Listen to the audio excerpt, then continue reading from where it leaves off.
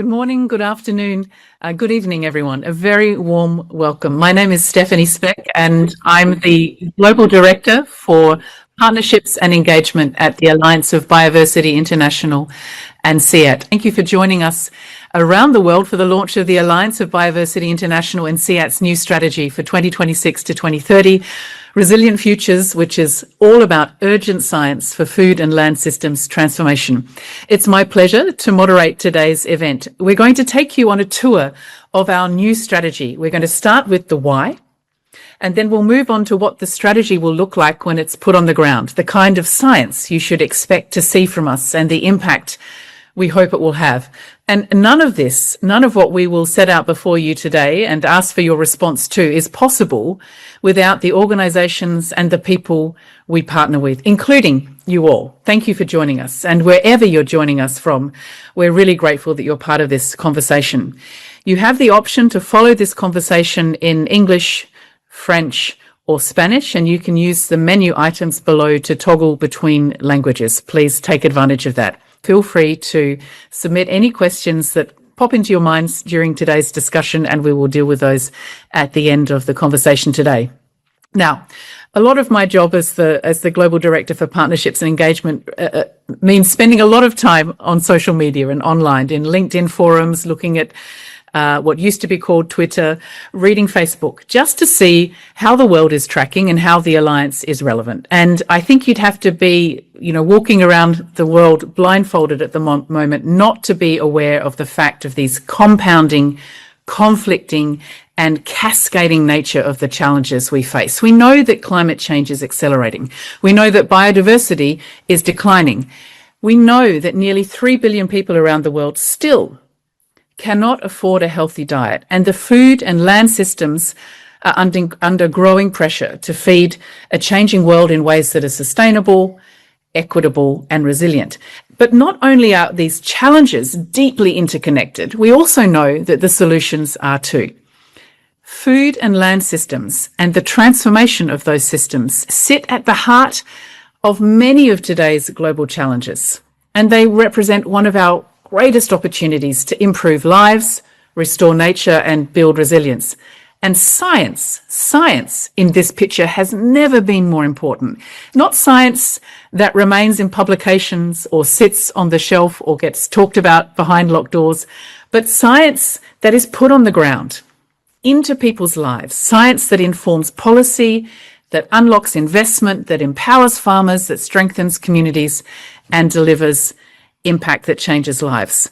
Let's take a look at what the Alliance hopes this will look like. Thank you. The future isn't waiting. Every seed conserved is a new possibility. New possibilities reach farmers. Farmers supply markets. Markets connect people to healthier choices. Healthier choices strengthen communities. Guided by science, driven by strategy. Building a future where people and planet can thrive. What begins in one field Can reshape entire landscapes. Science brings solutions closer, Partnerships move them faster. scaling solutions where they matter most. Because the future is not something we wait for.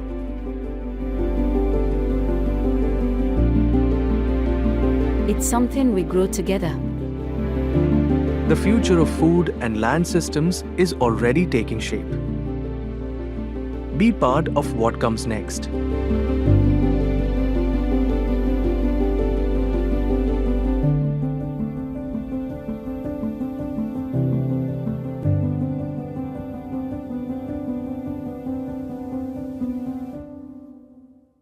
Great.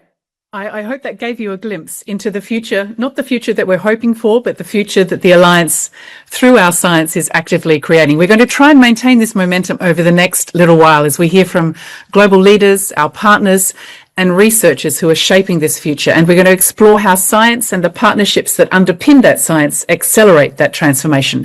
But it's my huge pleasure, please, to open our conversation by welcoming and introducing Jeff Horton. Jeff, I'm sure many of you know Jeff, or at least know of Jeff. Jeff has spent his career shaping the global research agenda, strengthening food systems all around the world. And Jeff, I believe you received the World Food Prize in 2024 for your commitment to championing agricultural biodiversity and most notably in establishing the Crop Trust and, of course, the world-famous Svalbard Seed Vault. Your leadership both at IGPRI and Bioversity and the Alliance and beyond has inspired generations of scientists and practitioners. We're really grateful to have you join us today, and the floor is yours. Well, thank you very much indeed. Can everyone hear me okay? I hope so. Yep. Anyway, it's a great pleasure to be here and to join you all online in this way, because it's an extremely important event by two of my favorite institutions with which I've been associated, I guess, in one form or another for well over 35 years and more like 45 and nearly 50 years. And in that time, it's been a real pleasure to see both Bioversity International and CIAT, originally separately and now as the Alliance, together already making a huge contribution to development of a fairer, more equitable world. They have been and remain today at the forefront of both technical and conceptual policy issues relating to the development and adoption of sustainable agricultural systems. And this is in many parts of the world, of course, particularly in the developing world, the economically developing world, but certainly not exclusively. When I first joined Bioversity, which was then called IGPRI, it was in 1991, it was primarily concerned with ex situ conservation in gene banks. And obviously, while this remains a key element of the program today and still extremely important, it's been great to see IGPRI develop over the years into Bioversity with a much broader agenda and looking much more not just at conservation, but increasingly at the sort of impact that genetic resources can and hopefully will continue to make in the future. They are fundamental to agriculture today, and they're fundamental to our ability to adapt agriculture to the future. In 1991, I not only became director of IGPRI, but I also visited very early on CIAT. CIAT, where IGPRI had a regional office for the Americas, and I remember visiting at that time some of the programs at CIAT, looking at the bean work, for example, which, as originally a legume breeder myself, I found extremely interesting and impressive. And having come from ICADA, I found that the forage and livestock work and the farming systems work also going on at CIAT at that time incredibly impressive. But that was 1991, and things have continued since then. And obviously, all of these programs have evolved massively, taking into account very, very changed environment. If we go back to 1991, there was I guess, some of the major concerns at that time were things like loss of biodiversity. The Convention on Biological Diversity just came into force in 1992, which sort of highlighted the world's concern with the loss of biodiversity. But as already mentioned, it's continued and even accelerated. We're in a worse position today with biodiversity conservation than we were in 1991. At that time, another big concern was population, was a huge issue. When CIAT was established in 1967, the population was 3.5 billion people. That's hard to imagine, 3.5. When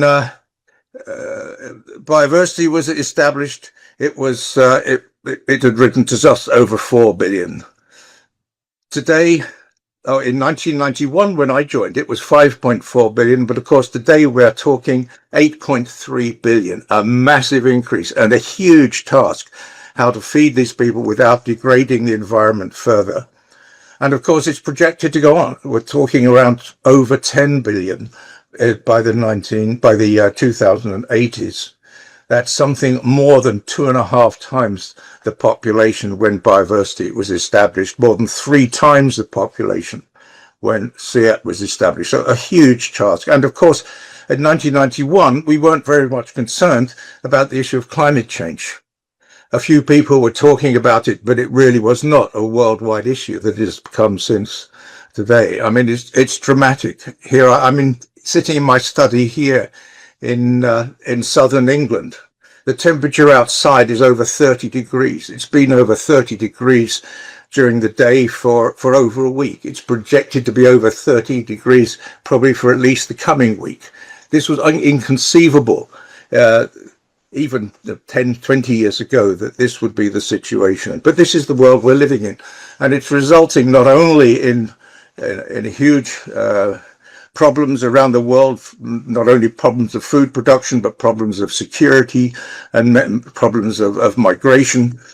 And as we're increasingly hearing now, problems created even for the seed bank, which I've been associated with.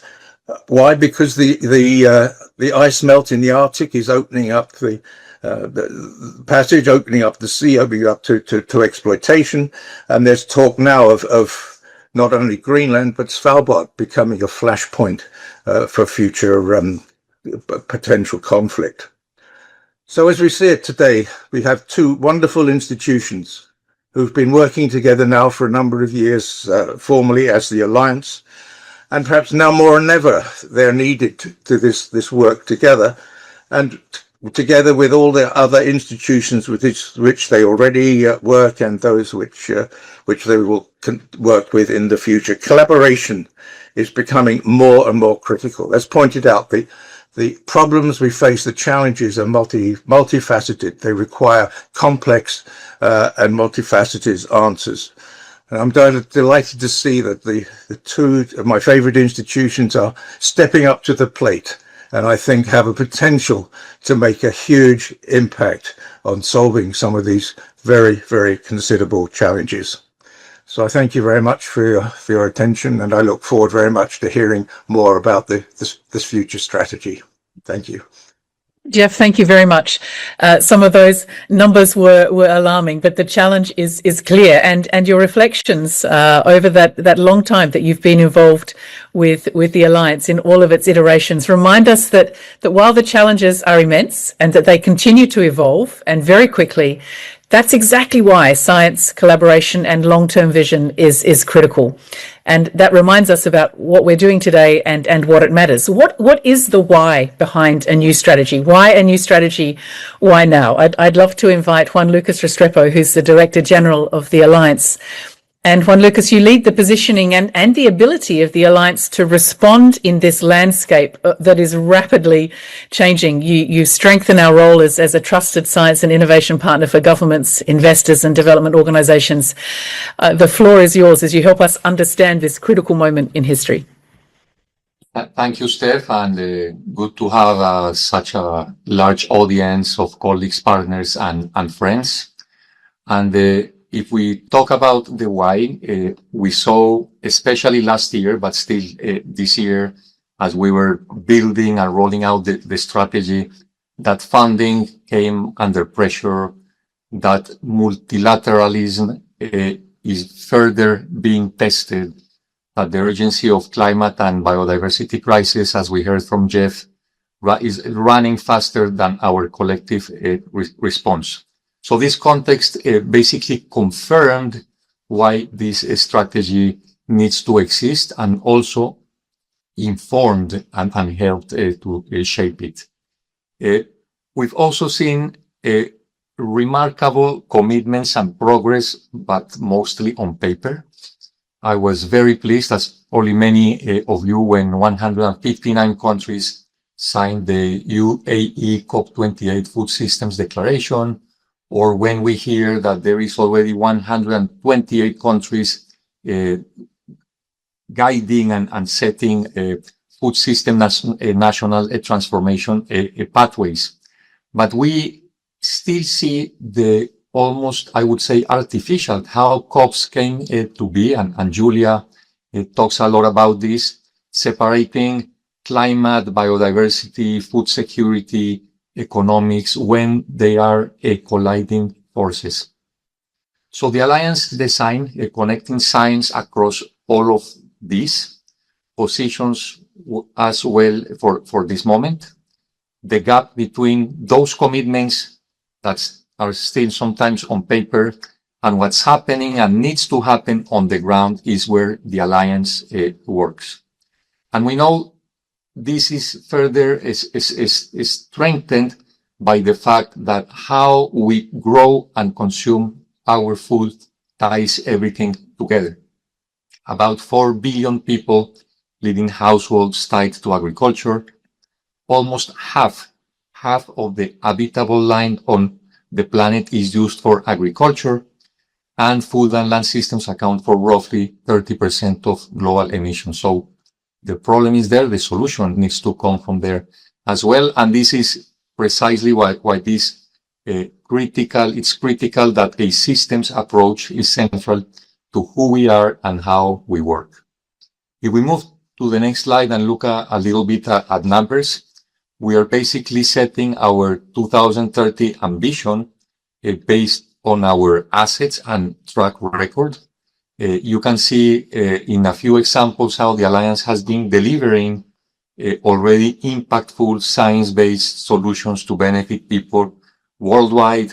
And you have examples on wheat, the beautiful wheat change from an importer to an exporter in Ethiopia with Alliance contribution, or our footprint on forages, connecting sustainable livestock production, but as a great tool that helps regeneration, or our bean program in having fed or feeding millions of children with biofortified beans, or farmers getting digital alerts and services that help them better cope with climate-induced shocks, or our tools to help farmers stop the spread of banana diseases. And there's many more things, but I would say that our work in rice, not only bringing nutrient-rich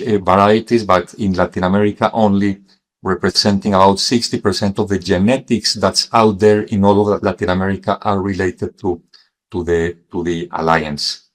And just to also signal how we better connect through a systems approach, we have a great partnership on the periodic table of food initiative, understanding further how food biodiversity better feeds people, on how we were very active in the Biodiversity COP16 and worked with the government of Colombia to join the International Plant Treaty after 20 years of its signature, or how in Vietnam we're very nicely connected with the government, with the Minister of Agriculture, to help them shape their vision and action into the National Food System Plan. So just in closing, I would like to say that this new strategy, reflects the Alliance evolution while also challenging us to go further. It brings our research, our knowledge assets, our staff closer together so we can increase our impact from gene banks to landscapes, policy environments, and ultimately the plates of healthy, nutritious food we need to all eat. I'm very proud to be part of an organization that can develop and deliver solutions with partners across geographies. Yeah, it's very timely for us to rethink, okay, where we want to go with the Alliance as a research organization with a system approach, if we want to tackle the most pressing challenges in land and food systems. Many of the challenges have been already mentioned, but something that that we analyze and discuss a lot is that we are confronting to a reality where there is unequal progress in terms of poverty, there is unequal progress in terms of food security and nutrition, and also there is a big risk of unequal progress also when it is about digital innovation in land and food systems. And then, of course, this is also connected to a world that is now suffering extreme shocks every day. Our food and land systems are exposed to climate shocks, but also other type of shocks that are just putting more and more pressure in food security, nutrition, poverty, and in the planet. So this is why we say this is the moment to say why we are here. We don't do science for science, we do science for impact. And what are those 5 type of impact outcomes that we want to contribute to, and are the ones that you are currently seeing in the screen, Steph.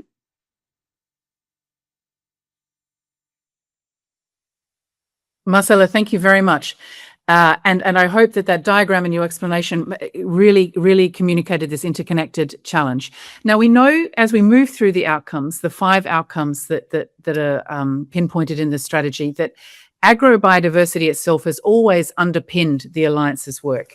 And it's great to see that this is now becoming, shall we say, globally recognized as central not only to biodiversity conservation, but also to food security, to climate resilience, and of course, to sustainable development. There are huge opportunities at the intersections for organizations like the Alliance to make real change and help guide global commitments. Could we unpack the outcome number 1 a little? Agrobiodiversity. What does it mean to unleash that on the world? Yeah. And Stephanie, let me also reinforce. As Jeff was saying earlier today, we are 2 centers that came together to embrace this system approach when it is about land and food system problems. And then when we were doing this strategy, we were actually reinforcing the need of working better around the connections, thematic connections, research area connections, how we connect with different sectors in different countries and with different partners. So if you see the 5 outcomes that I'm going to start unpacking, all of them are connected, because we are very much committed of not picking one problem at a time to solve, but how we can link better our efforts around the conservation and use of agrobiodiversity, farm and landscape resilience, inclusive food systems, diets, and finance simultaneously.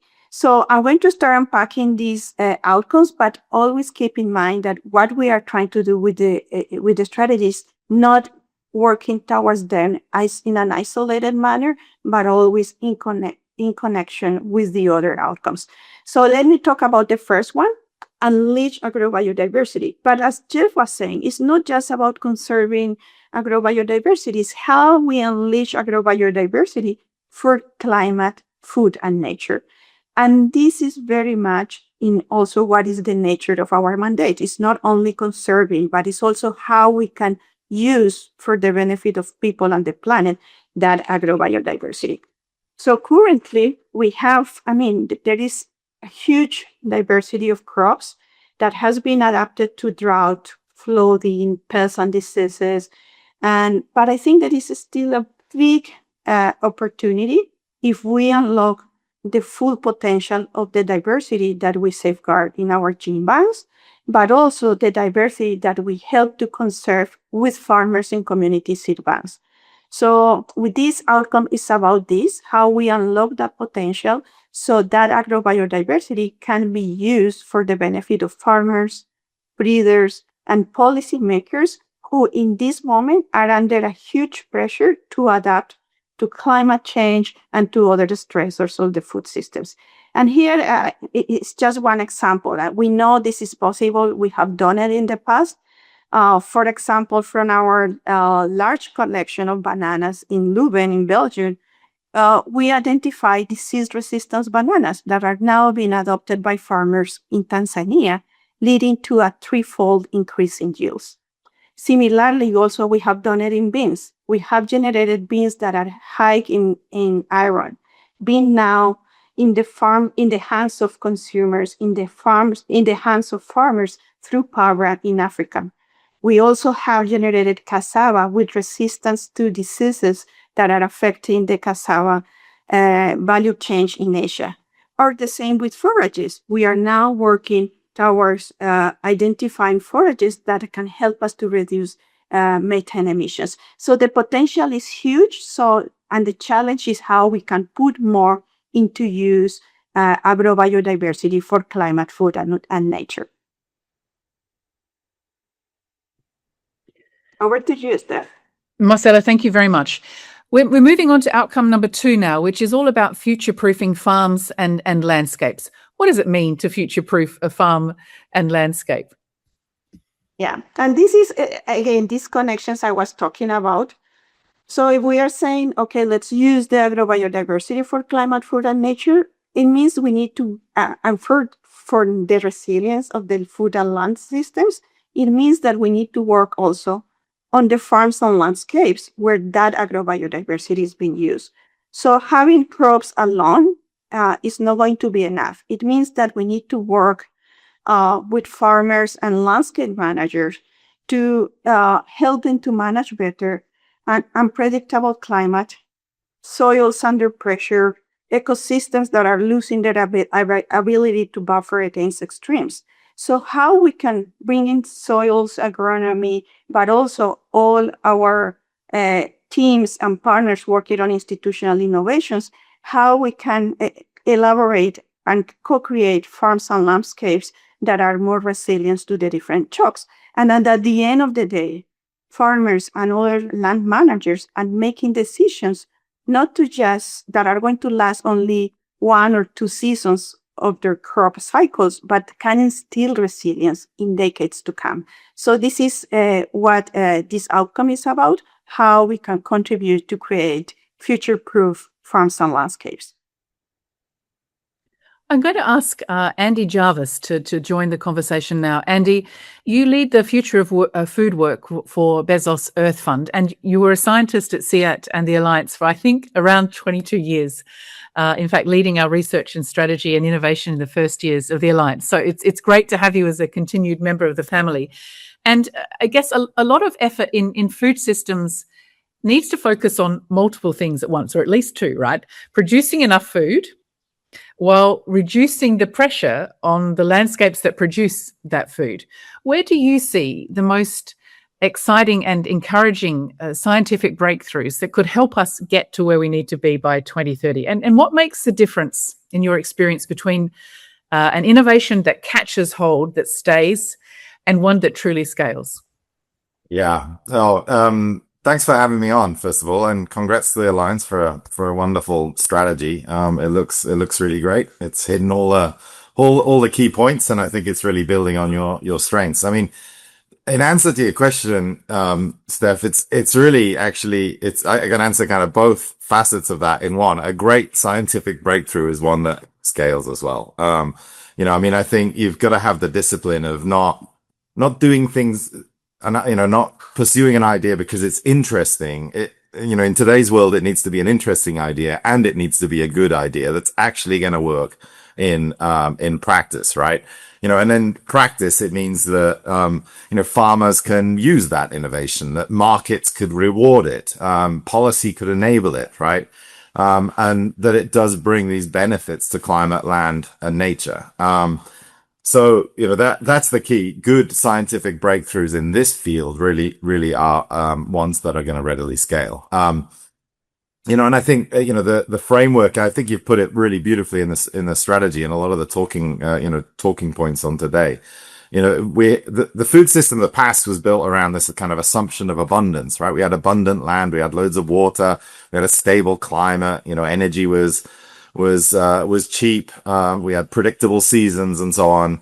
Today, it's really shifted over the last decade or two, into this kind of food system that's shaped by constraints, right? We have a land scarcity now. We have climate volatility. We have water stress. We're losing biodiversity. There's all sorts of social, economic pressure, trade issues, and so on. So, we have the question to be asked is not how do we produce more? It's how do we produce enough well and within these tightening planetary limits, right? So I think for any innovation that you're going to pursue, you have to be asking these questions. Is it reducing pressure on land? Is it reducing emissions? Does it improve resilience? And most importantly, does it work for farmers and consumers, right? Can they actually use this? And I think simple, practical questions need to be asked right at the start before you kind of pursue these kinds of innovations, right? So I mean, I'll just close by saying, the breakthrough is not just the invention; it's really the adoption at scale. And I think the Alliance have that very, very clear in the kind of DNA of the organization. Yeah, I love that reference to the DNA of the organization. I like that really clear link between, well, success is scale, because we've got to feed a lot more people on a planet that is not shrinking, but a planet that we are testing to its absolute limits. Andy, thanks for that reflection. Marcela, we're going to head into outcome 3 now, which is all around inclusive food economies. What do those 3 words mean when you put them all together? Yeah, thank you, Stephanie. And we said, okay, we conserve and use agrobiodiversity. We combine these with other things to make farms and landscapes to be more resilient. But there is also something in the middle that sometimes is disregarded or is not very visible, and is how we work in that connective tissue between production and prosperity. And for this, it's super important that we work on value chain, market infrastructure, financial access, policy environments with our partners to make sure that what farmers improve in terms of harvest actually improve their life or improve the life of other actors in the food systems. So I was saying that we recognize the unequal progress in terms of food security, income, and nutrition. So we need to ensure that those value chains, those market infrastructure, those incentives in the value chains are working for all and are not leaving people behind. So that's why we are talking about inclusive food economies. And I'm going to put you an example what we are trying to do and exactly what the Alliance can do. In Honduras, we provided evidence for coffee growers to comply with incoming EU deforestation regulation. And with that evidence and with the tools, they were equipped and ready to ship tons of coffee to the European markets that otherwise would have been lost access to that market entirely. So basically, it's how we help to prepare the food environment for the farmers to participate in the food systems in a more inclusive way. So this is what this outcome is about, Steph. I'm going to invite John De La Parra, who's the Food Initiative Director at the Rockefeller Foundation, to join us on screen now. John, thanks for joining us today. Much of the work of the Rockefeller Foundation centers on democratizing, access to food, using data, reducing market barriers, looking at good investment. And when you think about an inclusive food economy, as Marcela has just laid out, what does success look like for you, for farmers, entrepreneurs, and rural communities? How does science actually better connect innovation with markets and investment? Great, thank you. Thanks so much. And I think that's important because it's kind of a reframing of how we have thought of things in the past. And for us, when we talk about an inclusive food economy, we actually see that it's important to not just simply talk about including smallholder farmers into what is already a very highly concentrated industrial system that has never really been designed for them in the first place, but that the true inclusion is not just about inviting those marginalized actors to pull up a chair to what is already an unequal table, but shifting power dynamics. And for us, I mean, that has meant helping to reclaim farmer autonomy, protecting the existing biodiversity and the stewards of that biodiversity, and reconfiguring the table itself. And I think that this strategy has all these objectives outlined pretty well. And when we start to think about the 3 groups that you mentioned, and we want to think about what success really looks like, we want to look through the eyes of each of these groups. And for farmers, I think that really means that smallholders are no longer locked into a cycle of debt and dependency on these kind of existing, very input-intensive monocultures, and instead they have the ability to secure land rights, the resources to cultivate crops that are important to them, that are climate resilient, diverse, and as I said, of their own choosing. For entrepreneurs, I think that this is that vision of a thriving local circular bioeconomy that can be led by women and youth, as outlined in the strategy. And we can support that through helping build those resilient networks of small-scale processors, vendors, and other businesses that can keep the economic value circulating within those communities themselves without it just leaving through and being extracted. And for the rural communities themselves, it relies, I think, on that local agrobiodiversity, that traditional foods that are in that agrobiodiversity are not just visible, but they're also competitive and valued both internally and externally. And those foods that are culturally important are often, importantly, nutrient dense. They can be more affordable for communities, and the local landscapes can naturally sustain those healthy local diets. So I think those three things through those three lenses are what success can look like. And to your question about the challenge of how science can connect that innovation to markets and investment, I think first it's very important and is outlined in your strategy to honor that local knowledge, that science isn't just kind of a distant top-down authority, but that we're really connecting those cutting edge technologies and research directly to lived experience of stewards on the farm. Two, we have to have we have a great opportunity to have a financial pool because to really pull investors to fund sustainable systems where there haven't been trusted metrics. And science allows us to translate all of those things like biodiversity, soil health, and nutrition into real bankable indicators that can pull that financial investment. And finally, I think there's a real opportunity to elevate this idea of true cost accounting in our food systems. When we can do that, when we can use rigorous evidence to advocate for this true cost accounting, it shows the hidden environmental and health costs of the existing industrialized food system. And as noted in the strategy, we can redirect $542 billion in annual subsidies that otherwise are harming biodiversity and marginalizing smallholders. So I commend the strategy. I think it's very exciting.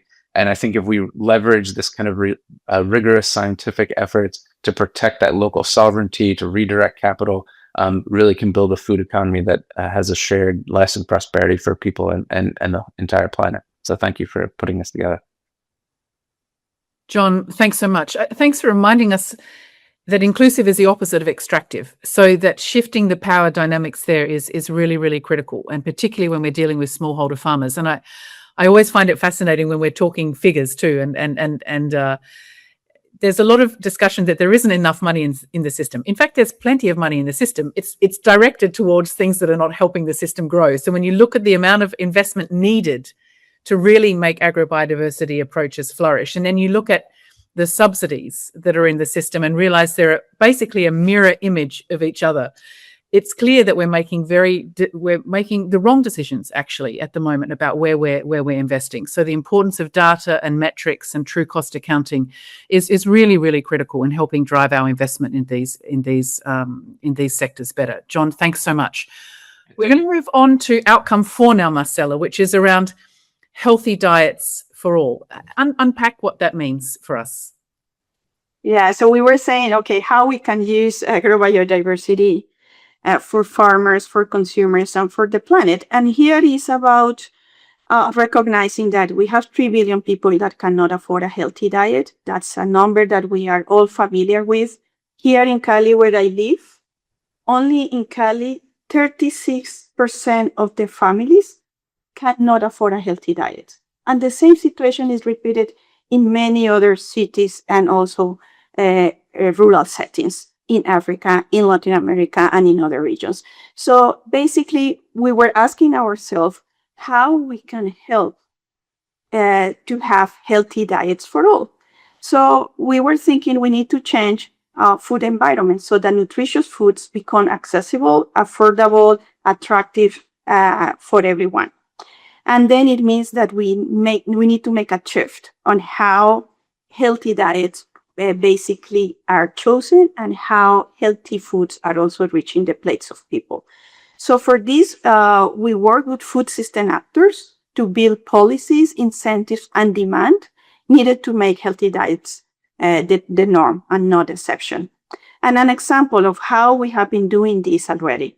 In Ethiopia, national food-based dietary guidelines were developed with Alliance support, and now those guidelines are shaping school meal programs and the national nutrition policy in the country.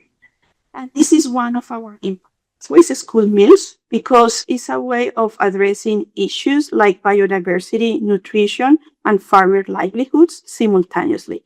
So this is how we want to contribute to have healthy diets for all. So working on that middle ground between production and consumption, and basically helping policies, incentives, and investment to work towards that in the food system.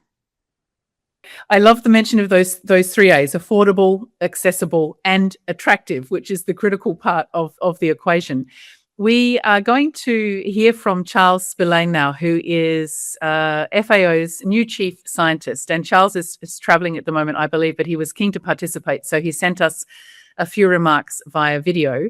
The question we asked Charles to respond to was that despite growing scientific evidence, healthy diets remain, as Marcella has already drawn attention to, they remain out of reach for billions of people. So how can science better support countries, governments, and communities in turning evidence into action? And where does he, as FAO's chief scientist, see the strongest opportunities for collaboration between FAO, which has a global mandate, and the Alliance from its global science mandate? Here's what Charles had to say. My name is Professor Charles Spillane, and I'm the Chief Scientist of the Food and Agriculture Organization of the United Nations. So I'm delighted to join you this afternoon for the launch of Resilient Futures, the Alliance of Bioversity International and CIAT strategy for 2026 to 2030. Affordable healthy diets remain out of reach for billions of people, not because we lack scientific evidence, but because we still face challenges in translating that evidence into policies, investment, and practical access for people. Today, 2.6 billion people cannot afford a healthy diet. We know that unhealthy diets are linked to 6 of the top 10 global disease risk factors for disease burden in nearly every country in the world. Non-communicable diseases, including cardiovascular disease, type 2 diabetes, some cancers, chronic respiratory diseases, and stroke, they're all driven substantially by what we eat and account for nearly 3/4 of all deaths worldwide.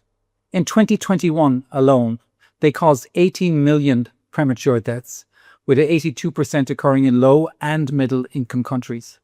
The Healthy Diets for All challenge is really urgent, and the role of science is fundamental to accelerating progress in this regard. The Alliance strategy captures this very well when it rightly emphasizes that in an era of rising disinformation and eroding trust, the case for good science is urgent. We need science that is not some distant authority, but science that is rigorous, transparent, accessible, and useful to people. Science that helps both leaders and communities make difficult decisions with confidence. This is precisely what we need to do to transform food systems. We need science that is not only generates information and knowledge, but which helps countries turn evidence into policies, investments, and actions. When we look at healthy diets, they depend on sustainable, resilient food systems, particularly in an era when our agri-food systems are increasingly under pressure from multiple challenges. For instance, the latest IPCC assessment shows that extreme weather events are no longer rare shocks.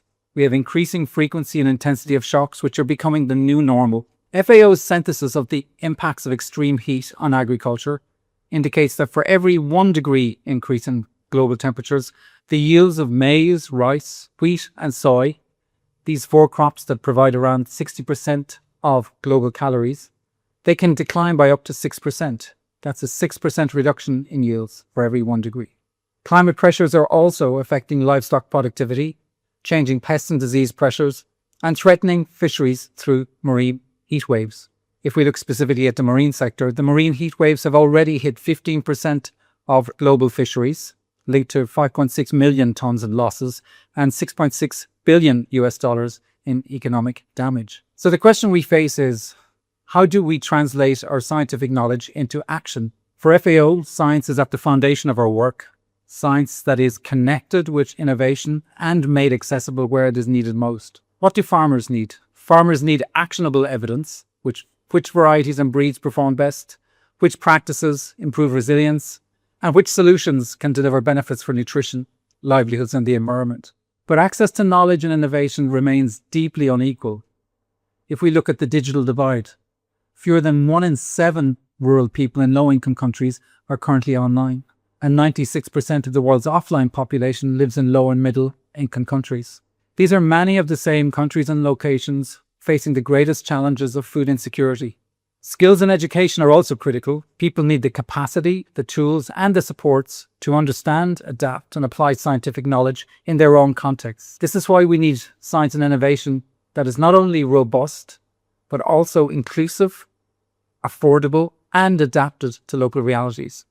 We need stronger connections between research, extension services, farmers, policymakers, and communities so that scientific advances can translate into real improvements on the ground. This is where deepening the partnership between FAO and the Alliance can make a real difference.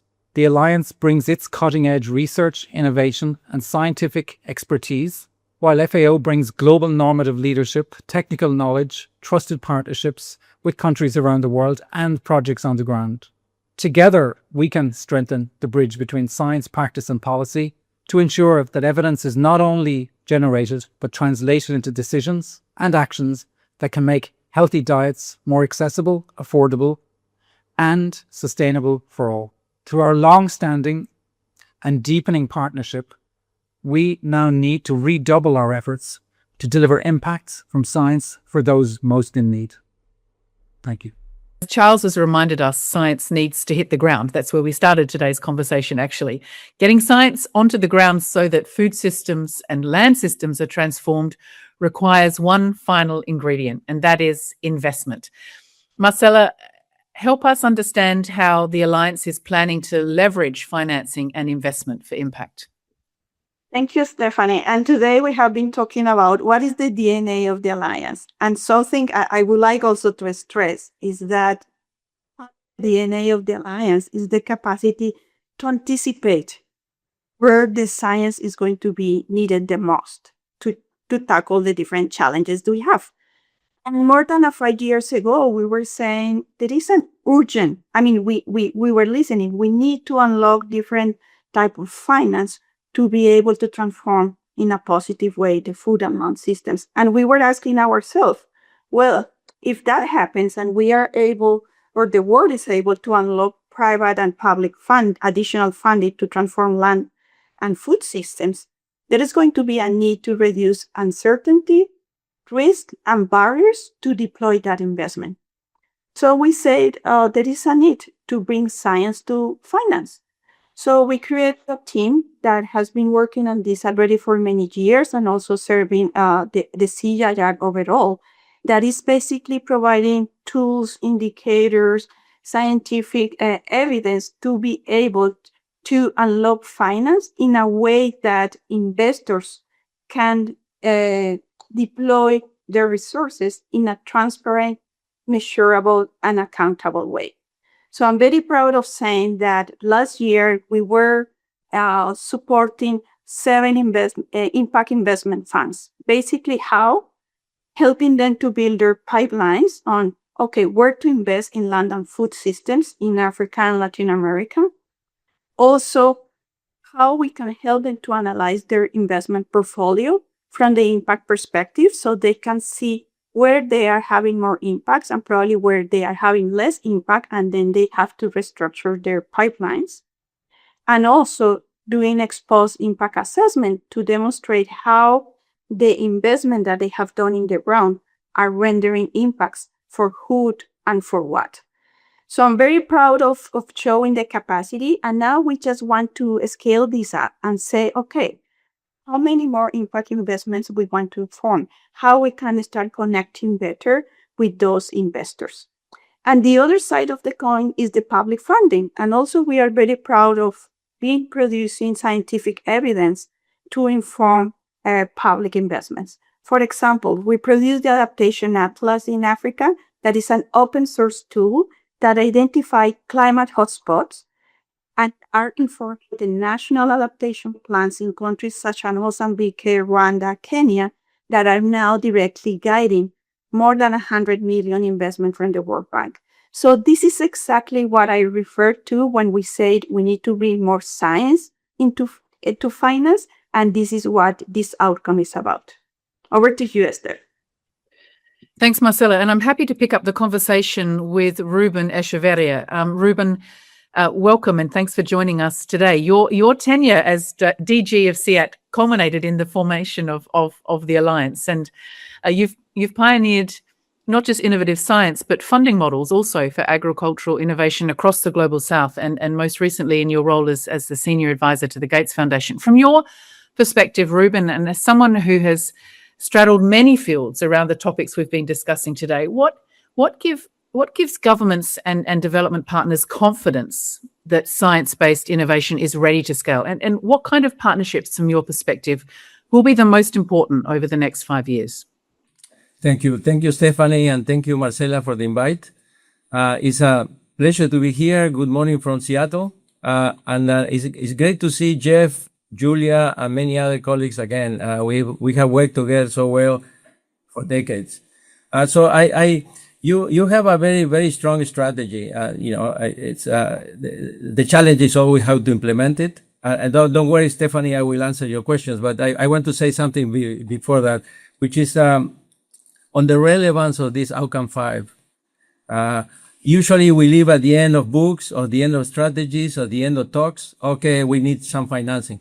This is super important for obvious reasons, right? So I think the urgency is not only on the science, as the title of the strategy has, but the urgency comes from understanding the huge earthquake or tsunami on the funding landscape. And that's why outcome 5 is so important. And I'm sure, Stephanie, this will be music to your ears because of your role in the Alliance. So today we have a funding is going up. Funding for agricultural research continues to increase, but it's totally concentrated. It's totally different. So when we talk about transformations in our jobs and missions, we think about AI or genomics. The big transformation is in these funding landscapes. Today, funding is going up.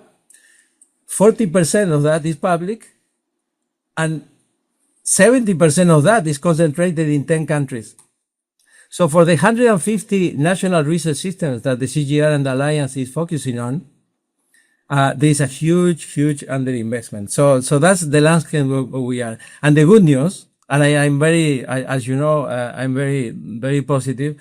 The Alliance has the 60 years of CIAT plus the 50 years or so of Bioversity, a huge assets on working on this. So I don't see any other center in the CGR family so well positioned to tackle this outcome 5, as you call it. So Stephanie, to your question, the first thing that the confidence of governments and others to really scale is called trust. It's called trust. If it comes from somebody that technical change doesn't happen alone. Technical change happens because there is institutional change behind. And there is a track record of people working for 60 years, in this case, or more, doing things well. So, of course, the confidence comes if, as Andy said, if it is economically viable, if it has been adopted, there's a huge demand out there. So it's not pushing knowledge from publications to scale, is the opposite. It's bringing the real demands from the real world into, say, what kind of science for impact we are going to be doing. So financing, large-scale financing is coming all the way, but it's not coming from the old windows. There are new windows, and that's the challenge that you have ahead, how to open those new windows. One of those is, for example, when I'm working now. So the other one I want to say on that one is that the big shift that is happening is to not only validating technologies but validating the systems, and the wheels that Marcela keeps showing I think is very important. Hopefully the wheel will not be static. The wheel will be moving forward, right, Marcela? So you have all of these elements in the wheel working, and I think outcome 5 is the lubricant for the rest of the wheel. Now, on the question on what type of partnerships, that's the big change, Stephanie. Huge change. Of course, you have to keep all the partnerships that you can, and ODA, even if it is shrinking, is still there. But the big change is to rethink from the traditional development banks, public, private, farmer organizations, which are crucial to keep, to look at two more things. What some people call it the commercial market sources of capital, that I know, Stephanie, you know them well, and the natural capital markets, blended, green bonds, carbon assets, and the list goes on and on. You ask your agent in AI, and we'll give you a long list of potential possibility where the funding is. The issue is that there are totally different landscape to get this funding. So I really like Outcome 5. I congratulate those who work on this strategy to add that outcome, and I hope you can continue to work on that. I cannot resist the temptation, if I have 1 second, because of my background, I've been so privileged to be almost 11 years in Palmyra, to have a few random comments on the strategy, very quick, don't worry. So one is that keep working on systems. The reality is not divided in departments like in universities or in big agencies. The reality system, and there's nobody else in the CGR, because the Alliance to me is a mini CGR. It has all the things of the CGR. So keep working on systems. That's the way forward to get that funding that we're talking about. Stay close to NARS. The CGR will never have impact if there is no national systems, including something in the middle, regional networks and all of that. So don't give up. Don't give up on the NARS. There's a huge history in the Alliance on working with NARS. Stay close to the CGR. You are the Alliance, but you are the Alliance. You are a key element of a family, of a federation, of very, very important, with a huge brand called the CGR. So stay close to the other strategy, the research strategy of the CGR and the institutional strategy that is on the making now. And then finally, take risks. Please, take risks. CIAT 60 years ago, somebody took a huge risk to say, we need a center to become a pioneer on applied research, science for impact in the Latin American lowland tropics. That was a high risk. Look what happened geopolitics. We're talking about geopolitics today, 60 years ago. And somebody took that risk. Take the risk to initiate public-private great partnerships. Pabra, good old Pabra, is 30 years old. That was a risk. And flour, and many others that you're cooking. The other was, take a risk. Look at the example of modernizing gene banking. That was a huge risk. There was no funding. Great thing that we have a great board members and board chairs who allow us to do something. But that was a risk. Somebody has to use reserves. And then look what happened today. It's a magnet. So, and then finally, is that all of this funding landscape, it should be on the real agenda. So the AI and the convergence of AI and genomics, nobody else, I think, in the CG can do it so well as you. So take the risk and go ahead. Thank you very much for the invite. Sorry, I been a bit longer. Thank you. Ruben, thank you very much. And I must explain, me waving my hands was not a signal to stop. I have a very pesky fly that insists on just crawling over my camera. So if you've seen any black shadows, that is not a gremlin in the system. That's a real life fly.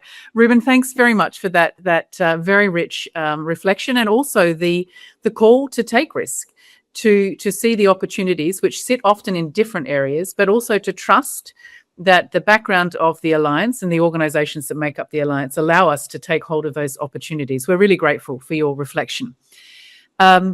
Colleagues and friends who've joined us, stay with us, because we're going to take a look at how the strategy moves out of the paper and the theory, and how it takes root on the ground. So where does transformation actually happen? Well, transformation happens a lot in labs, if you work in science, but it also ultimately, where it is adopted, remember how Andy way back in the beginning was exhorting us to think about how things are adopted. Where it gets adopted is by countries, within communities, in regions. And if you take a look at this map, you can see that our presence today spans 58 countries. So we like to say, pretty much everywhere. And that work is not superimposed.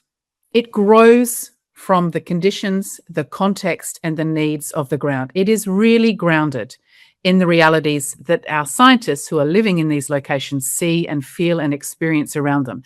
And I think historically, and Ruben has just reminded us of this long history of the Alliance, that part of the trust that we enjoy today grows from these long-term relationships at national and subnational levels, and not just with the NARS, the National Agricultural Research Institutes, but also the governments and other partners, community organizations. These are all allies in making sure our science translates to tangible benefits. And so I'm really, really delighted to welcome 3 people now who work every day to connect science with action on the ground. So joining us from Asia, Bharat Kakadi, thank you very much for joining us. You're the president and the managing trustee at Biodiversity Development Research Foundation. We know that Asia has an extraordinarily rich diversity of farming systems backed up by local knowledge. Can you tell us, Bharat, in your organization's experience, how can international agricultural research better combine the cutting edge science with farmers' knowledge to create solutions that are innovative and locally relevant? The floor is yours. Thank you, Stephanie, and good evening, good morning, afternoon to the audience. Happy to be here, and thank you for inviting, for sharing thoughts from grassroots, connecting to the macro picture. A couple of things before directly coming to your question. We are so fortunate that the richest reservoir of agrobiodiversity is in South Asia. And fortunately, we have still some of the local scientists, as we usually call, they are not the tribal, they are not farmers, they are the scientists, they are conserving it. They are conserving it for the benefit of global community. And within the Indian subcontinent, we have more than 50,000 varieties of rice itself. And many of them, they are characterized, they are known for their resilience, they are known for their drought proofness. And we have thousands of recognized breeds of livestock as well. So this diversity, I think, is the opportunity for the global scientific community to really jump on and ensure that we further enrich that. So number one, coming to your question, number one, it is necessary to appreciate that the local people, they have the reserve of knowledge, not only of the local resources which they possess, but also its relevance to the human being in general, and the specific to the local areas. So we have sort of excellent varieties identified by the local people. They are conserving it in situ, and they are also being taken at national level for ex situ conservation recognition. And in BIF, what we have gone ahead and done is, among all these varieties, whether it is cereals or millets or vegetables, we are going ahead with characterization of all these varieties, and we have found that most of these varieties which are conserved traditionally by the people, they have rich nutritional values. They have great relevance in the changing context of climate. The impact of climate change, you referred the Western countries impacting, but then the vulnerable people in all types of situations which are hotspots of the biodiversity, whether it is Himalayan terrain, whether it is Western Ghats, whether it is desert or the Indo-Burma tract. So all of these areas, they have badly affected because of the climate impact, and the people dependent on these reservoirs, they are adversely affected as well. They are struggling to find the solutions with their own ways, own knowledge which they possess traditionally. and trying to cope with all these adversities.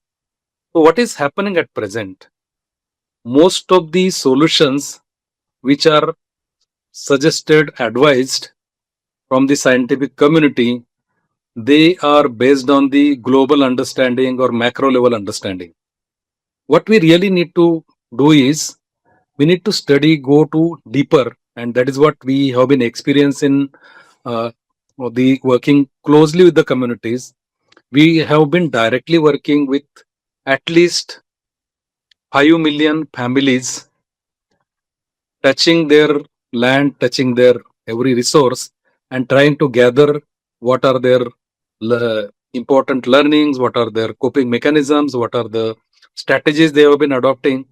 So they have the rich knowledge. So scientific community will have to really understand how they are doing it and how to pick those important relevant strategies for scaling it up. Number one.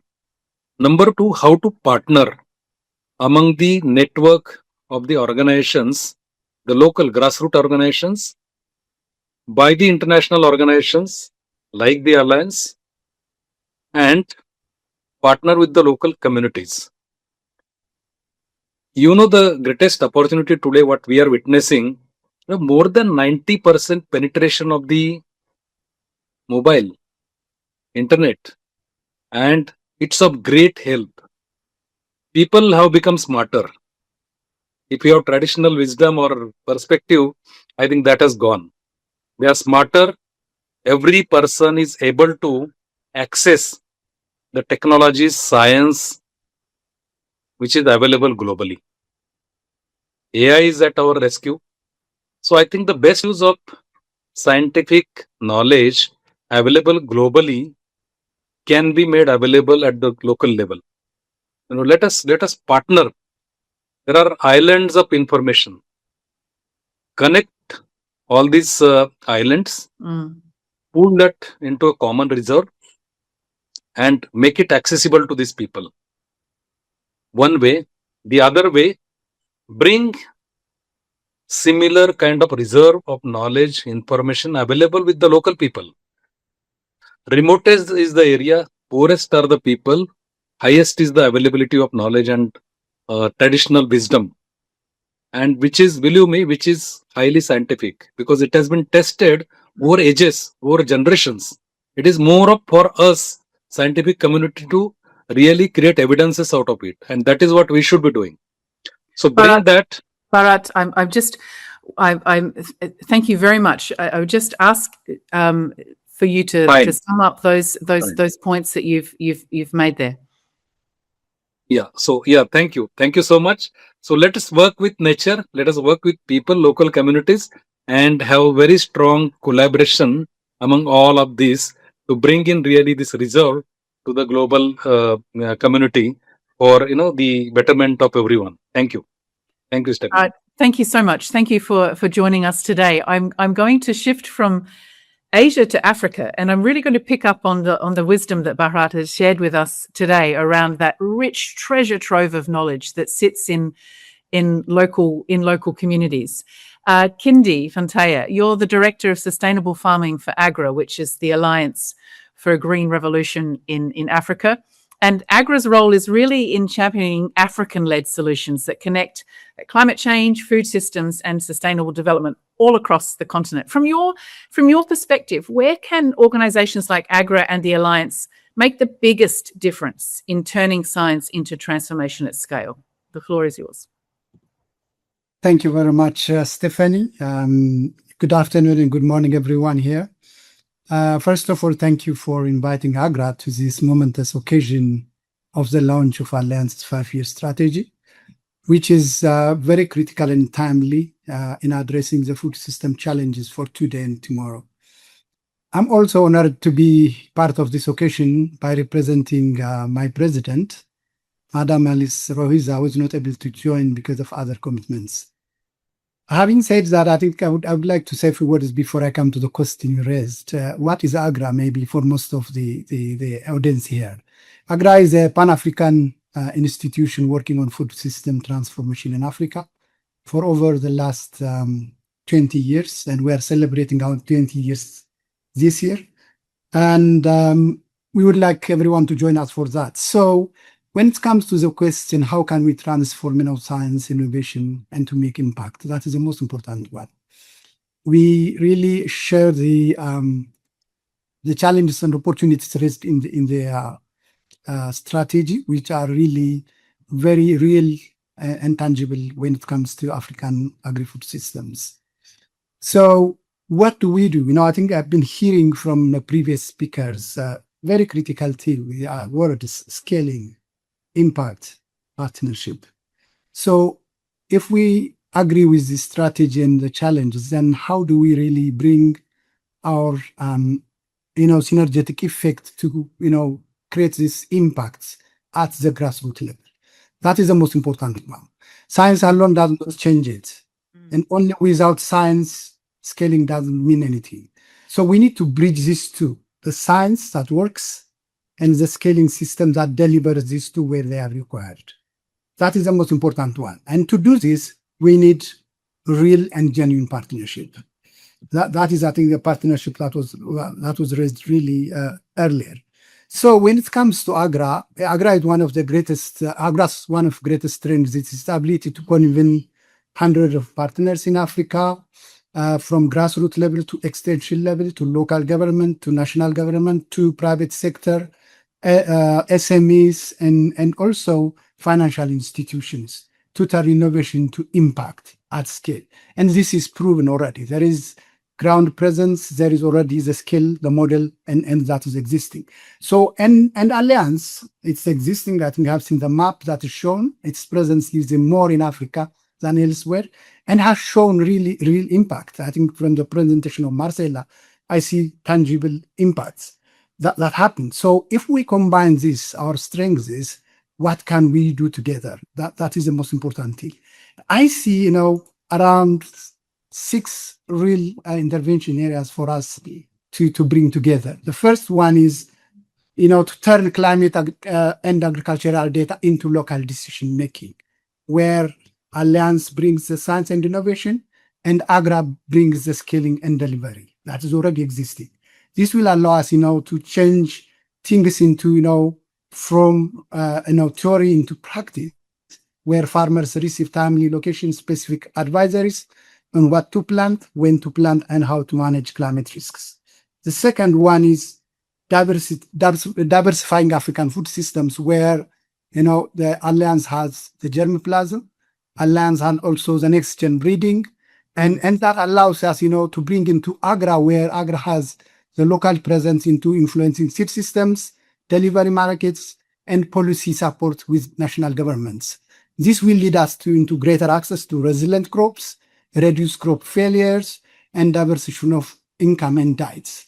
The third one is scale nature positive and water smart farming systems that are critically needed in Africa, given the challenge of climate change, land degradation, and fragmentation of land. So in this case, Alliance can bring in evidence on soil, health, agroecology, water management, land and landscape restoration, whereas Agra can bring in the required delivery through agro dealers, extension agents, SMEs, cooperatives, and public programs that can influence bringing higher productivity, healthier soils, more reliable water supplies, and lower vulnerability to drought and climate shocks and land degradation. And the fourth one is, I think the one already mentioned earlier, is build inclusive food economies around innovation. Looking at, we cannot leave someone behind. So we bring in these inclusive food systems into more, new jobs in seed production, irrigation, mechanization, digital advisory, aggregation, and food processing, so that we become more inclusive and progressive. And the other one, we finally, I think the one already mentioned in the strategy, is mobilize finance, not only for research, but for also scaling and adoption. I think with that, we can bring in our synergetic capacities to mobilize resources together. We're not doing, one at a time, but I think we can really mobilize that required synergy to bring together. So finally, I think in closing, I would say that The Alliance provides the science. AGRA provides, the pathway to scale. Together, we can turn scientific breakthroughs into resilient farms, thriving rural enterprises, and transformed food systems across Africa and beyond. It doesn't mean that we don't have partnership with Alliance. We have existing partnership, but we need to bring this partnership to a level where the current challenge requires. So that is, I think, what we feel. Thank you so much again. Wonderful. Kendi, thank you so much for joining us. Thanks for those calls to action, and it's wonderful to see how closely they dovetail with the conversation we've had today and with the broader picture of the Alliance strategy. We appreciate you joining us today. I'm going to cross the ocean again from Africa to Latin America and welcome Paulo Eduardo de Melo, who is a prominent researcher and scientist at the International Affairs Office of Embrapa. Embrapa, of course, is in Brazil and stands for the Brazilian Agricultural Research Corporation. Paulo, thanks for joining us today. How do you think these stronger partnerships? We've heard from both Asia and from Africa now on the importance of partnerships. But how do those partnerships between national research institutions and organizations like the Alliance help to accelerate innovation? The floor is yours. Thanks, Stephanie. And first of all, thanks for the invitation for Embrapa to join this really special moment, a true call for action. And I will start just taking a bit of what Ruben Echeverria said a bit earlier, that the Alliance or the CG should never leave the NARS. As a true representative of one of the NARS, Brazilian NARS, actually, I do appreciate Ruben's words on that. And we Embrapa have a long history of working together with the CG. For us in Embrapa, it's also a recognition. Being here is also a recognition of our efforts in advancing resilient, inclusive, and sustainable agriculture based on food systems, traditional and commercial food systems, which is an experience that we build every day. So every day we have new challenges. Every day we have to do it again. But we have been always very glad to share across other geographies, across other biomes, across other continents. As an NARS, we have a unique responsibility, especially in Brazil. We struggle to find and to go on searching and developing solutions for tropical agriculture in a mega diverse landscape and environment, home to various foods, cultures, and traditional knowledge systems. And we do believe, and we are convinced, that no country, no institution can meet today's challenges alone. So strong partnerships are key to success and a driving force for us to moving forward every day. So going directly to your questions now, how can we strong partnerships and accelerate innovation where it matters? First, I have two really directly reactions to this prompt. The first one is connecting global science with local realities and vice versa. So a powerful network would of the global, regional, and NARS and local national research systems can channel global scientific excellence, expertise to specific needs of farmers, communities, ecosystems, as well as channel back real demands from ground to the global and to the scientists that are working with this. This is incredibly speeds up the pipeline between science and technology, from science to technology, and from technology to innovation. Because actually innovation takes place when a real farmer down there in his farm uses some technology to make something different from the way it usually did. And how does this looks like in the context of and the second stream that I see is the build of integrated innovation ecosystems. So together we can develop platforms to combine, for instance, advanced genomics,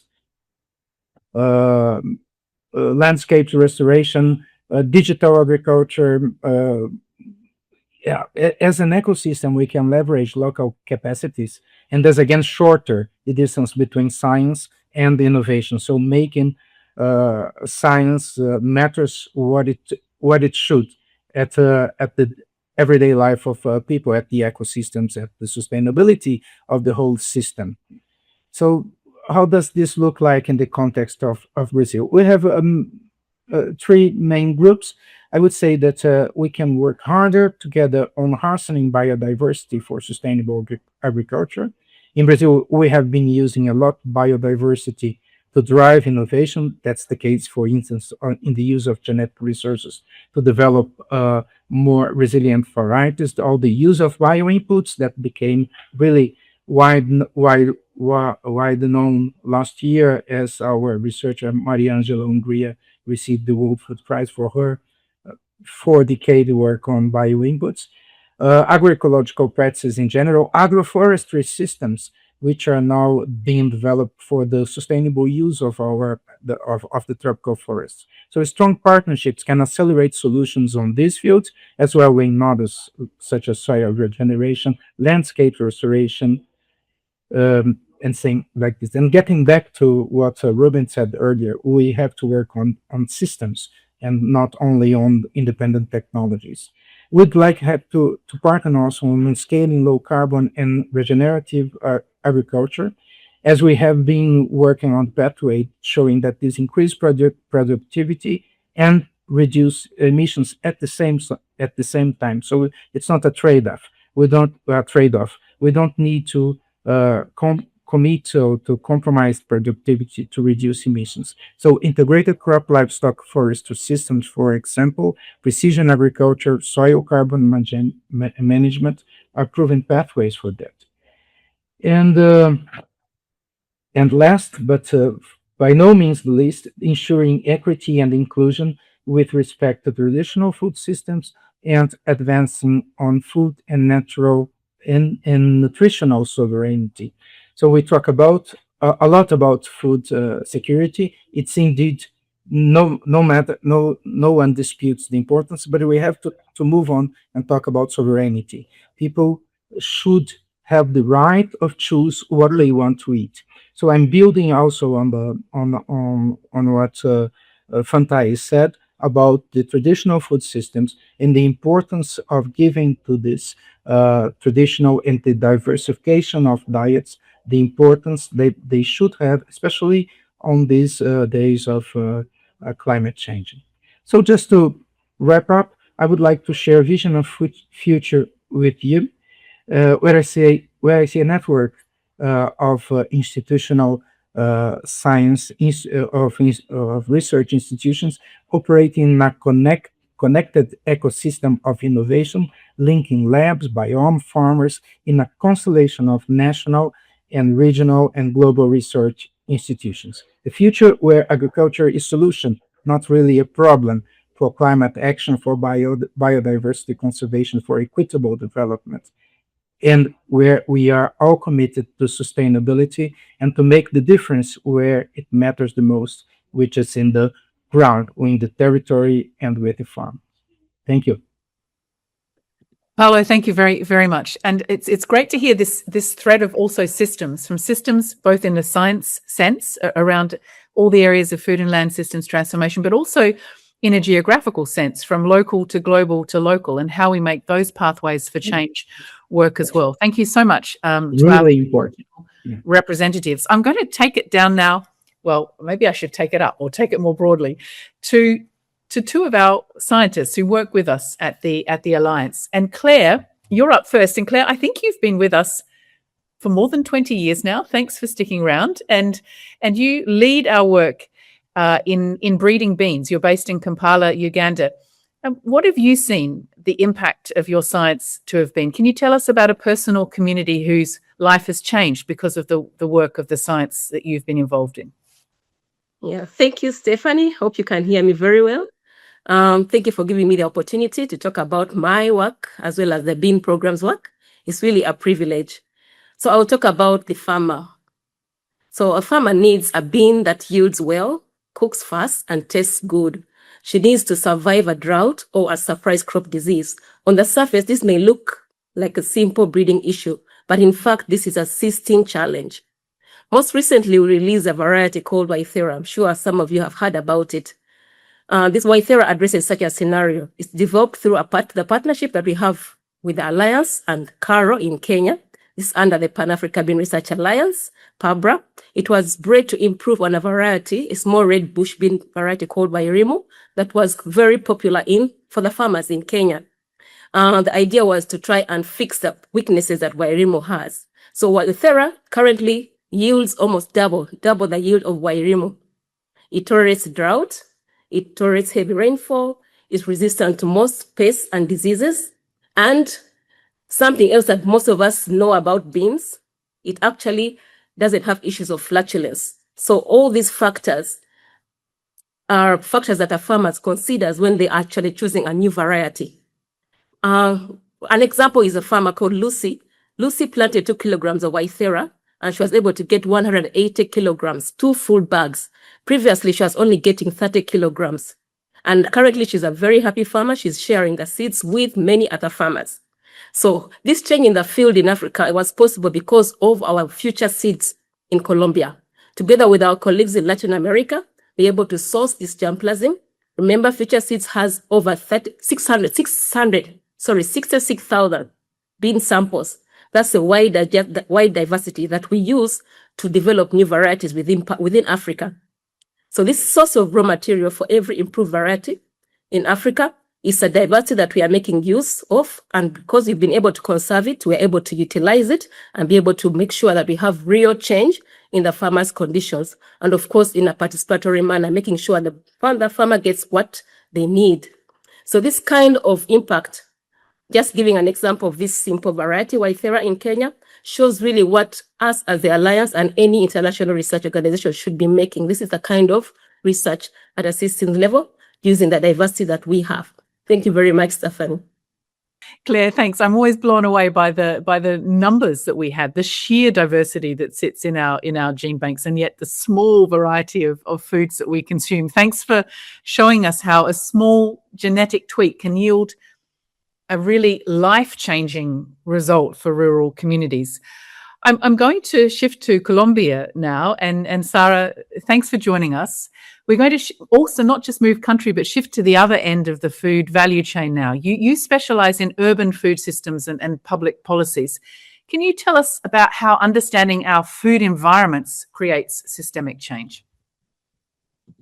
Thanks, Steph. Hi, everyone. And thanks for the opportunity to share some of our team's work today. Well, producing more food doesn't automatically mean people eat better. So our team starts from a fundamental question, which is why are millions of people in countries with diverse and productive food systems still unable to access to a healthy diet? What would it take to change that?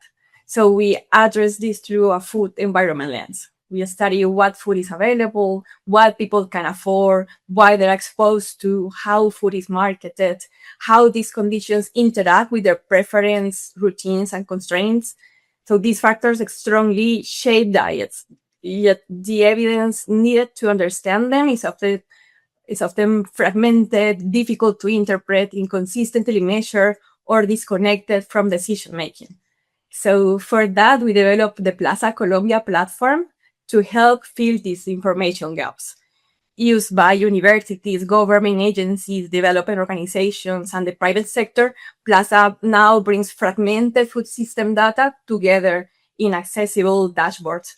It shows where food comes from, how far it travels, what it costs, whether healthy diets are affordable or not, and the environmental pressure associated with food supply, especially with transportation. So for example, in Cartagena, Plaza showed that the average distance traveled by food entering the city increased over 50 kilometers from 2019 to 2023. This is not only about distance, it raises important questions about dependence on external supply areas, exposure to transport disruptions, food prices, emissions, and the readiness or not for future shocks. In its first year, Plaza platform was consulted by over 2,000 users. Evidence has informed now reports among different sectors, supported regional discussions of food security, and generated interest from partners in countries including Vietnam and the Philippines that are now exploring how a similar approach could respond to their own context. Alongside PLASA, our team also developed subnational food system profiles. This combines quantitative evidence with local knowledge from producers, health workers, planners, authorities, community organizations. They help understand the same territory, how production, market, climate risk, infrastructure, inequalities, and diets are connected indeed. And developing the profile itself is part of the change.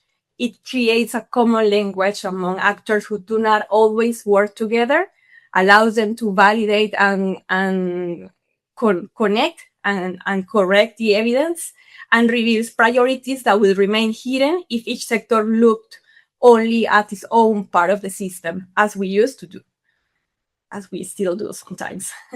So if you ask me how this embodies the strategy, for me, this is the Alliance strategy in action. Healthy diets cannot be achieved by focusing only on production or markets or asking consumers to just make better choices. We must understand and transform the environments in which those decisions and choices are made. Our work makes food systems more legible and actionable. You can actually see what it looks like by turning fragmented evidence into a shared understanding of equalities, inequalities, opportunities, trade-offs. We help governments, schools, investors, communities, and just everyday people to make better decisions. And what gives me hope is seeing people who rarely see it and at the same table begin to examine the same evidence. They recognize that climate, markets, production, affordability, and diets are not separate challenges. Once we can see those connections, we and they can bring our ideas and begin to design solutions together. Thanks. Back to you, Steph. Sarah, thank you so much. I love that mental picture that you get when you talk to what gives you hope, seeing people from different tables sit at the same table. That is what a system is, right? It's different parts of the universe coming together to shift something together. Friends and colleagues, we're going to take a couple of questions now. I've got 3 that have come up through the I wish we had longer, but that's our fault for starting late and then having some technical problems.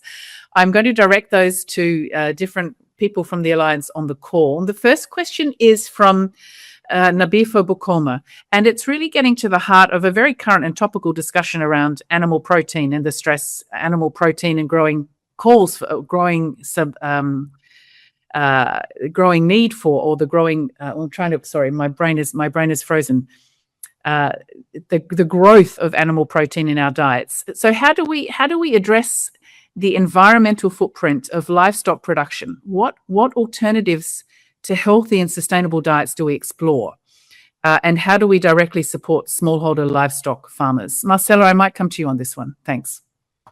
No, thank you, everyone. And thank you, everyone, for those that have shared your questions with us. Regarding this, there are two sides, two types of problems here. One is how we can make livestock production more sustainable, and the other one is how we can also help to build more healthier diets and make those healthier diets accessible for all. So on the first one, we are committed to work, and we are already working on having livestock systems that are linked to zero deforestation commitments. So we have a lot of work already on the ground on this. And for this, we are working on traceability systems, assisting the countries that are also committed with zero deforestation value chains. And then we are also working towards systems that reduce their emissions, livestock systems. So that's why we are working on low methane forages. We are also working on carbon sequestration practices that can help us to have livestock systems that have a reduced carbon footprint, or even a neutral carbon footprint, as we have demonstrated in a case study in Colombia. So how we make livestock production sustainable? And this is because, as Paulo said today, people has the right to choose what to eat and what to grow and have in their farms. And I think with science, we can ensure that what they produce is produced better. So this is how we address the livestock part. Now, for the healthy diets, we know there is a gap in terms of the content of iron, vitamin A, vitamin D in many diets, for example, in Africa. And for this, I think also our commitment is to provide choices and alternatives for people to diversify their plates. Also, as said before by one of the speakers. So for this, we have, for example, our beans programs. Also, we have a collection of legumes. Other CIAT centers have collections of legumes. And Ruben was asking us, you have to take risks, go for it. And one of the new things that we are now kind of nurturing, and this is kind of something I want to make a very brief announcement of this. We are working together, for example, with ICARDA on how we can unlock the full potential of the legume collections that we both safeguard in our seed banks to see what is that diversity that we are holding there and what is the nutritional value, and how by working with all the stakeholders, we can make that diversity more accessible. So we have good example, we can do it. We have done similar work with common beans, but I think we have a much more to do with the full collection that we have for legumes. Just to put you an example of our commitment to diversify diets. Over. Marcela, thank you very much. I'm going to take one more question because I believe there was one addressed to John from Rockefeller that has been responded to in the chat. But I have a question for Juan Lucas now. This is really about, are we investing enough at farm level? This question comes from Roberto Valdivia, who says that real change happens at the farm level. Are we investing enough in farm level evidence and data? Juan Lucas. Thank you, Roberto, for your question. I think it will never be enough investment on farm, but we are definitely prioritizing it. I would say that if we're not user focused, if we don't bring farmers into the lab, if the fields of farmers are not part of our labs, we're not going to be pertinent. We're not going to be ensure that those solutions are co-created with farming communities. But also, if we go to the other side of the spectrum, also of interest to consumers. And this is where we use a lot of citizen science. We're working in digitization, we're working in computer vision, large language models, and ways to ensure that we do more of our work better informed, especially by farming communities. So this is totally central and well expressed in our strategy that I invite you all to read. Thanks, Juan Lucas. Thanks for your questions. I hope they've been answered in the chat. And if not, then feel free. I'm sure someone will put an email address up that if you have further questions, feel free to get in touch. Over the last 2 hours, I think we've heard a very consistent message that the challenges are interconnected, so too must the solutions be. And at this point, I'd love to invite someone who's helped guide the Alliance through the development of this strategy and whose leadership reflects decades of commitment to sustainable development and international cooperation. I'm really delighted to welcome you, Julia Martin-Lefebvre, who is our chair of the Alliance Board of Trustees. Julia, if you would care to share your closing reflections with us, over to you. Okay, thank you very much. First of all, I want to say how much I've enjoyed listening to this conversation. I was very disciplined not to jump in, but everybody said the essential things. So let me just tell you that as chair of the Board of Trustees of the Alliance, I want to tell you what the board saw in this strategy that then warranted its endorsement. So what was it? The rigor of the process, the ambition of the vision, and the confidence in the team to deliver it. That's so important.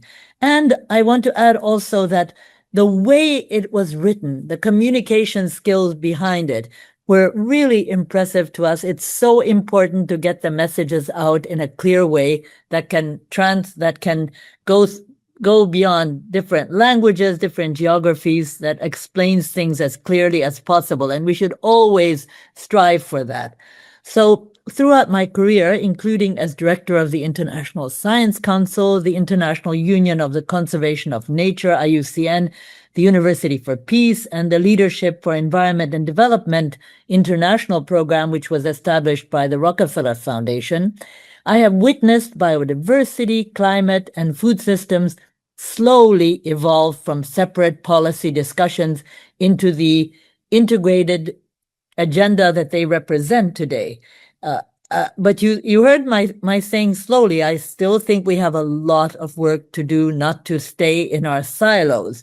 I think the Alliance's strategy reflects that evolution and indeed shows a leadership in system thinking, helping us to get out of those silos and to connect the dots that need to be connected.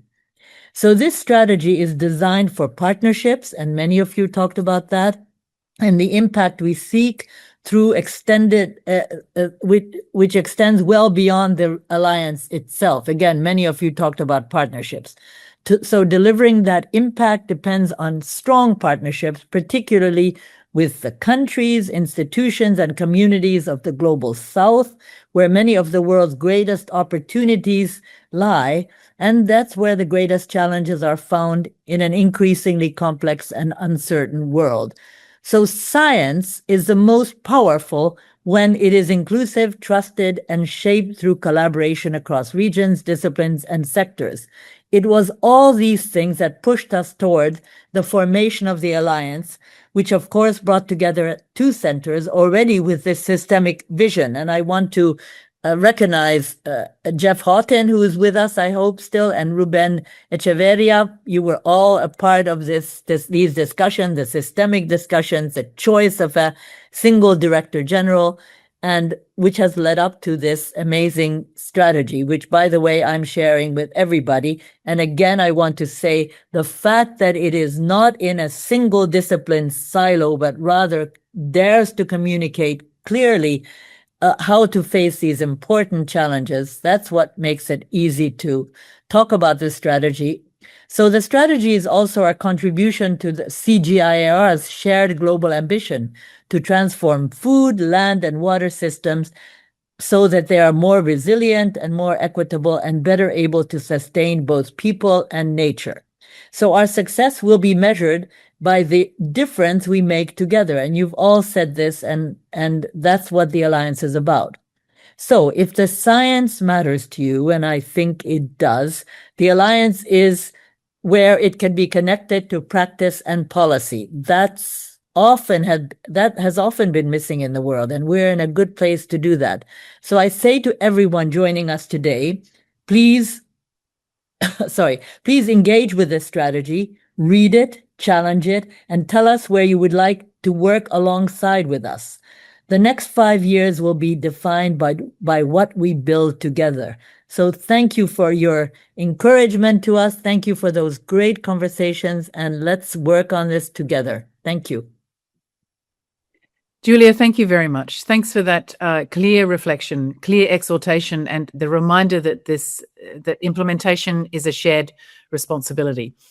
Friends and colleagues, well, this marks the launch of the Alliance's 2026 to 2030 strategy, but more importantly, it marks the beginning of the work ahead. So over the coming weeks, please feel free to explore the strategy. It's available in English, French, and Spanish. Share it with your networks. You can even, I believe, connect to it with QR code there from the screen, and continue the conversations with us at the Alliance. And most importantly, we hope you'll find the opportunities to partner with us as we bring urgent science to solving the food and land transformations challenges before us, for the people, for the planet, and for all of our benefit. Thank you to our speakers, our partners, and everyone who has joined us from around the world. And we really look forward to working with you over the next 5 years. Have a wonderful day. Thank you very much. Goodbye.